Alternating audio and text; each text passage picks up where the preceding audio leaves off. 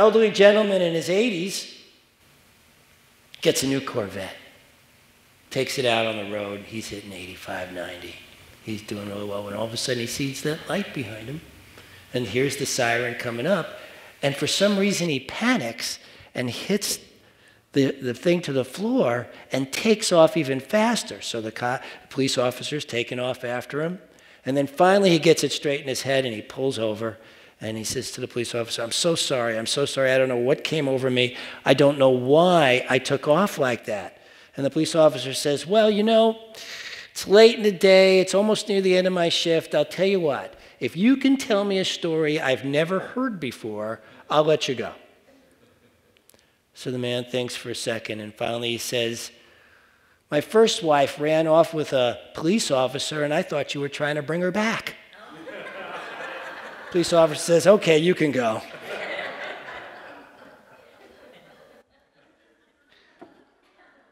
Receptivity prayer. Let's say this together.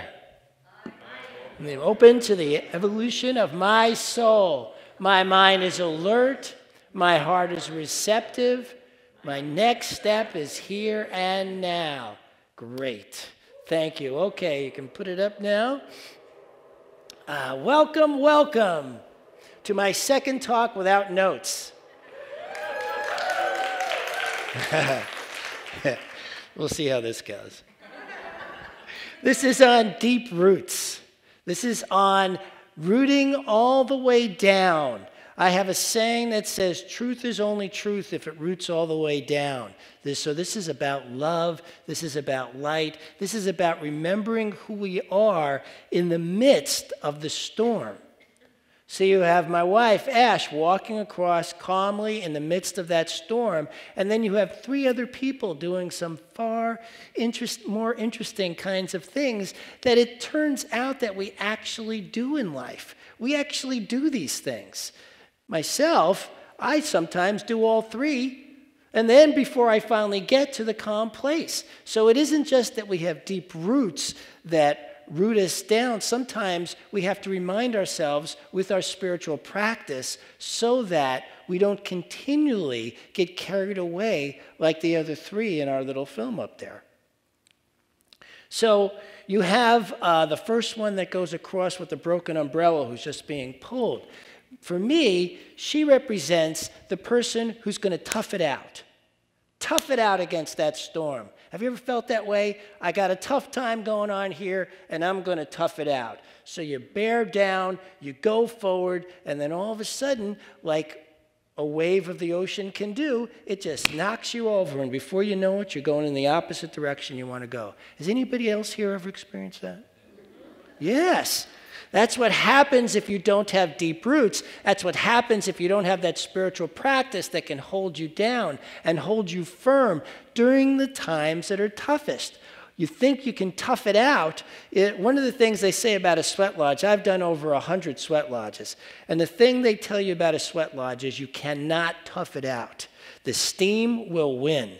In a sweat lodge, they pour water on these red-hot rocks, and they keep pouring and they keep pouring until you can't take it anymore, and you only have a couple of options. One is to get out of there. The other is to hit the floor, and then the one you're going for is the one where the steam just starts passing through you, and you actually on such a high, deep-rooted spiritual place, you don't actually feel it anymore. I had that experience once. I got a chance to go into a sweat lodge with some very big guys who had been doing this forever. And I was thinking, as I'm sitting in there, this doesn't feel like a very hot lodge. And then the doors went up, and everybody else was flat on their back staring at me. I was the only one sitting there in awe. These huge guys. Because you can't tough it out because you're big and you're strong. There's a higher force here. There's something greater than ourselves that can flow through us at the moments we need it most if we're willing to open to it. If you're not willing to open to it, that's what happens. You tough it out, you get knocked over, and before you know it, you're flowing the other way, and you're wondering why. Why wasn't I strong enough to make it? That's because these Obstacles, these challenges that you're given are not given to you so that you can tough them out. They're given to you so that you have the opportunity to rise to something greater in yourself. Because each of us has that unique power, that unique essence within us that can help us ride through anything. It doesn't matter how bad the hurricane or tornado is. We can rise if we are willing to remember who we truly are and dig deep into that instead of thinking it's on our shoulders. There is a greater power here. Some call it God, some call it Spirit. Some call it Jesus. It doesn't really matter what you call it. What matters is that you know that it's there for you, within you, in the moment you need it most. Thus, our quote on the wall out there, to abandon the truth in your hour of need is to not understand the truth. Things get tough in life. They get tough a lot. They get tough often. And it's how much we can relax and really let ourselves dive deep into that place of grounding, into that place of spirit within ourselves that allows for the walking through the storm where it doesn't blow you over. Now, the second person in that film is going with the flow, except she's going with the flow in the opposite direction that she wants to go. Now, a lot of times, I hear people say all the time, maybe this being so tough means, as a sign, we're not supposed to be doing it. Maybe we need to be doing something else. And I say to you, no. That each time you have something in your life that's that hard, it's a time to remember who you truly are. All you've been given is an opportunity to rise. You either rise or you try to tough it out. If you try to tough it out, you're going to get knocked over. The ocean is stronger than you. The ocean is not stronger than the God being that is bigger than you, that is within you. So there's this thing. Have I ever told you guys about the time I worked for Club Med? No. So what happened is I was driving a taxi in New York City. I went to Club Med for a vacation, had a chance to perform there, and after the performance, the guys who ran the club came up to me and said, "Hey, how'd you like to work here?" And so it was Club Med or driving a cab in New York.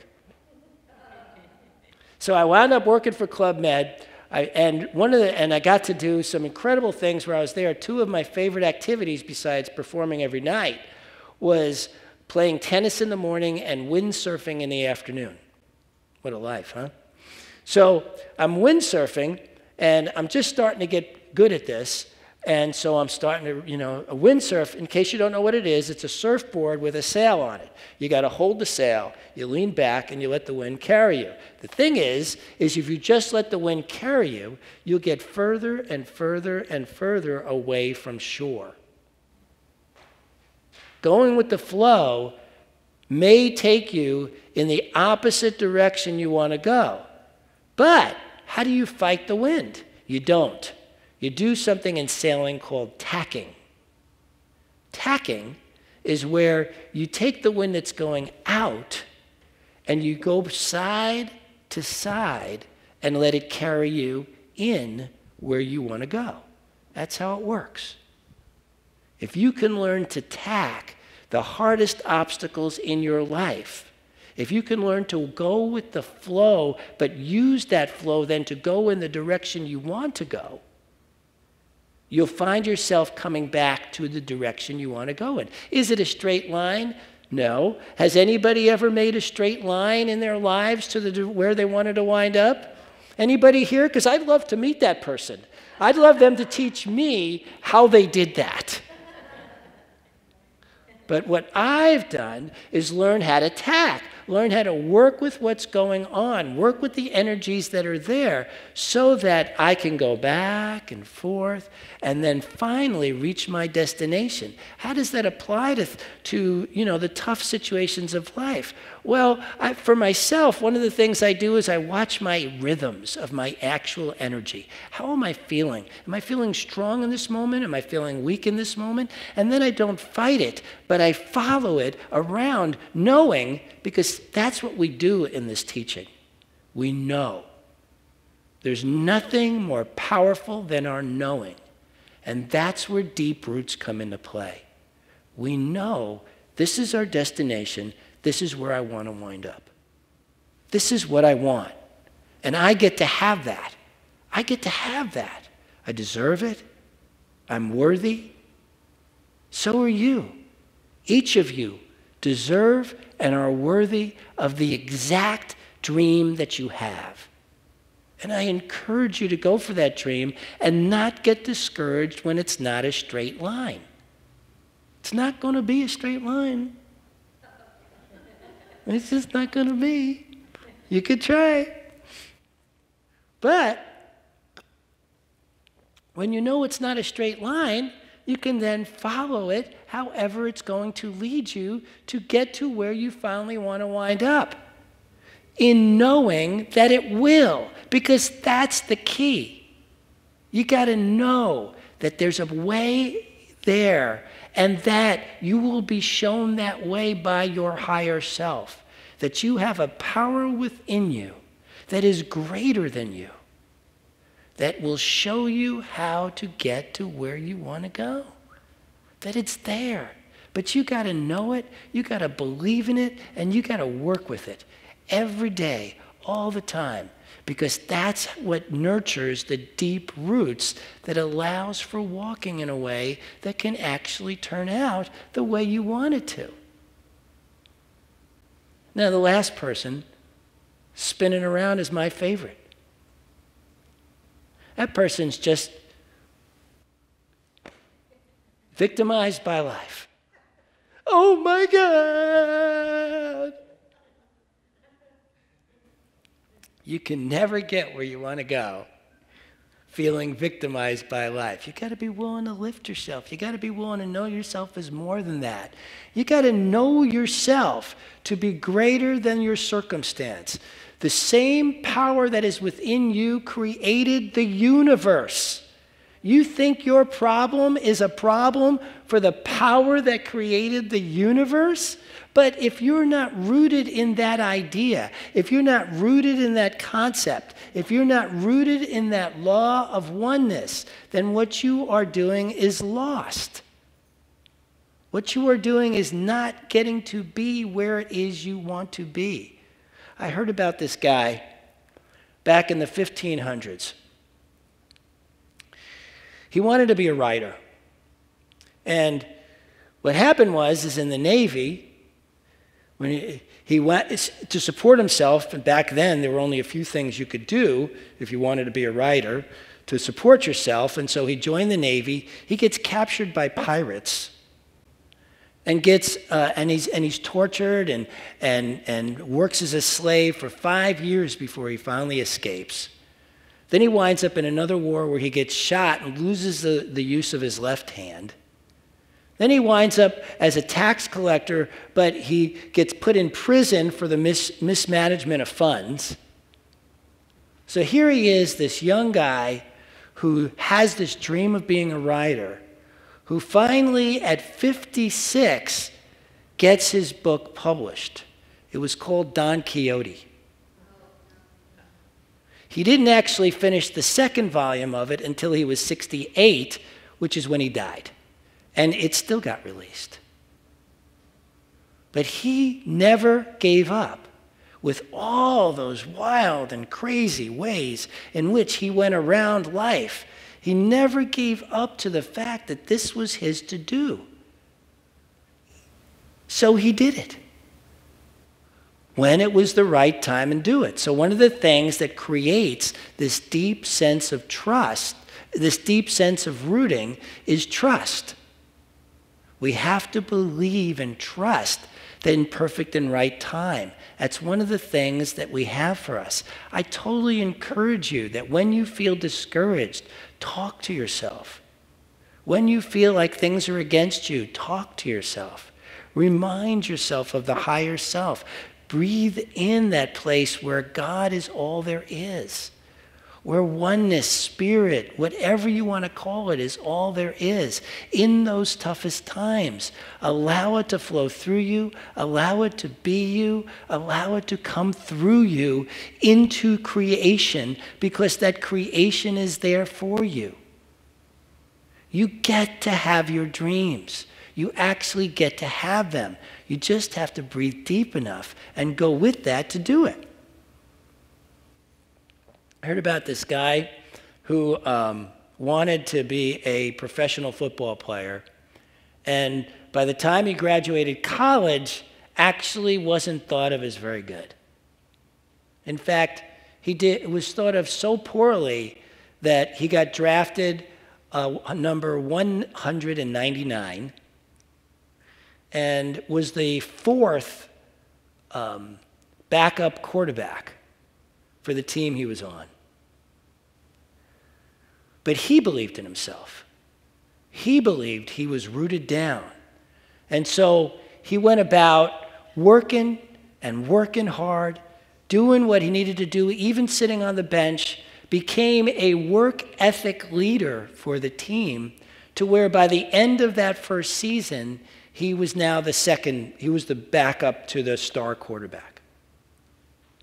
He didn't get to play, but moved himself up simply by knowing the truth for himself and doing the work. He never got to play. That would be very discouraging. In fact, I was reading about all these other quarterbacks. There were 6 other quarterbacks drafted before him that year, of which 4 didn't even make it to their second season. They were so discouraged. He did. In the second season, in the third game, star quarterback gets hurt. He gets to come in and barely gets through that game. The next game, he loses pretty miserably, but the quarterback's hurt, so they give him another chance. Then the next game, he finally starts finding his feet under him, and he wins. He wins every single other game after that for the rest of the season until he takes the Patriots to the Super Bowl. Tom Brady became the youngest quarterback in history to win a Super Bowl. Thought of as a mediocre pick, never really thought as anything special to make it in the NFL, has become the most special quarterback in the history of football. He did that because he was deeply rooted in believing in himself when nobody else did,